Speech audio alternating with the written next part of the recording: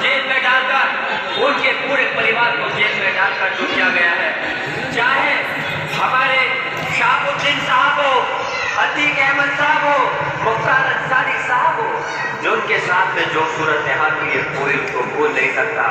मेरी गुजारिश है आप सब लोगों से, कसम है आप लोगों को कि उनकी कुर्बानी को जाया मत होने देना। लेकिन गलतफहमी के शिकार है, हम सिर्फ अल्लाह के सिवा किसी से डरते नहीं और इंशाअल्लाह इस इलेक्शन के अंदर तुम्हारा इंजन फेल करने का काम करेंगे। लेकिन अल्लाह को कुछ और मंजूर था।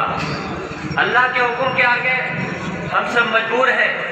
यकीनन आज दादा मोहतरम की कभी बेपनाह गलती है और वो सिर्फ मेरे ही सरपरस्त नहीं थे, आप सब लोगों के सरपरस्त थे। आज जो हालात संभल और प्रदेश और देश के अंदर पूरे मुल्क में है, किसी से डरे छुपे हुए नहीं है।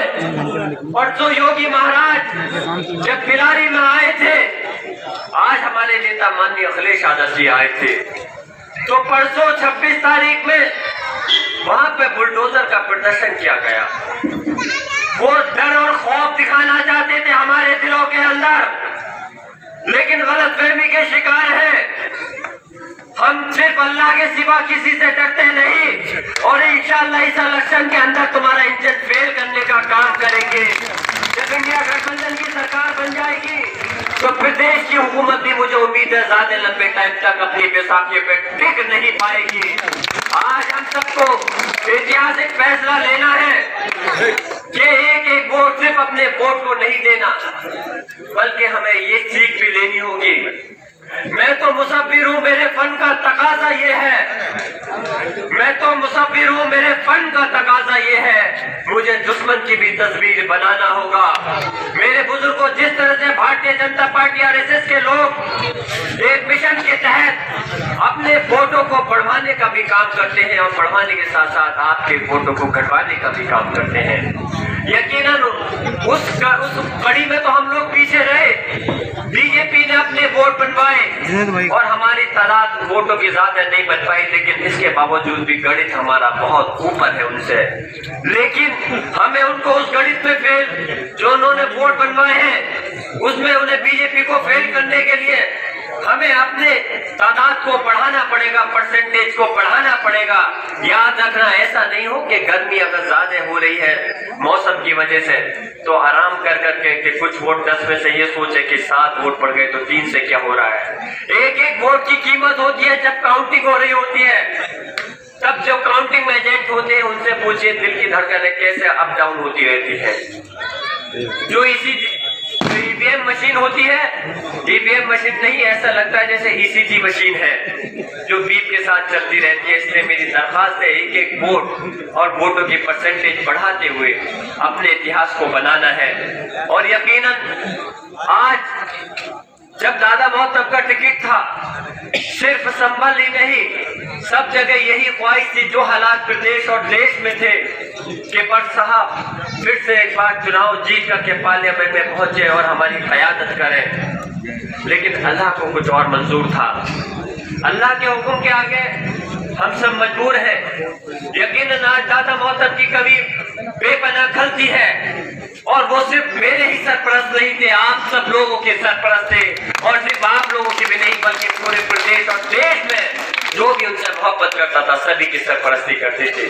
हमारा एक भरम थे, हमें ये चीज रहती थी कि अगर खुदा नखास से कोई परेशानी होगी, कोई गलती हो जाएगी, कोई अत्याचार होगा, तो हमारे कायद दादा मोहतरम भट्ट साहब हमारे सरपरस्त उसको संभाल लेंगे। यकीनन आज उनकी जगह मैं क्या कोई नहीं ले सकता।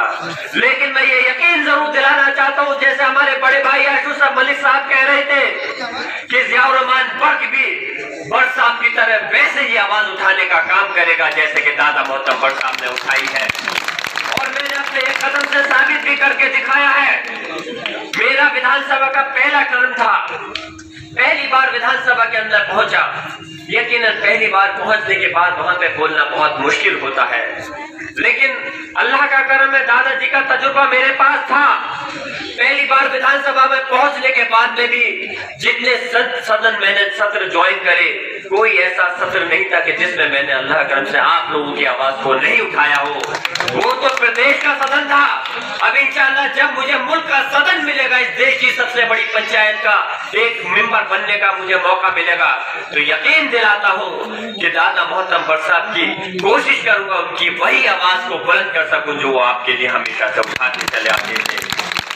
आज इस मौके पे मैं अपनी बात को मुख्तसर करते हुए, यकीनन जैसे अभी मेंबर तस्दीक इलाही साहब ने बताया कि वो आज शादियां 4 है मोहल्ले में, इस वजह से लोग ज्यादा नहीं आ पाए।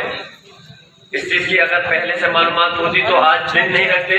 खैर कोई बात नहीं, लोकसभा का इलेक्शन बहुत बड़ा है। मुझे ये मालूम है कि यहाँ अगर हम प्रोग्राम नहीं भी करते तो इंशाअल्लाह ताला तब भी वोट एक तरफा मिलता, और आज चले तो तब भी इंशाअल्लाह एक तरफा ही मिलेगा।